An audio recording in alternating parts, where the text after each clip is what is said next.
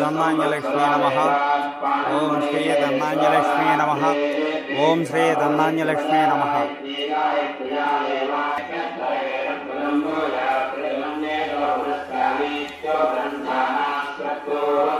ఓం శ్రీ ధన్నాంజలక్ష్మీ నమః.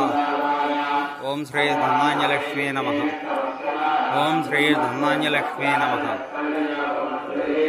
శ్రావణమాస 3వ శుక్రవార సందర్భంగా శ్రీ ధన్నాంజలక్ష్మి అమ్మవారి అనుగ్రహం మనందరికీ ఉండాలని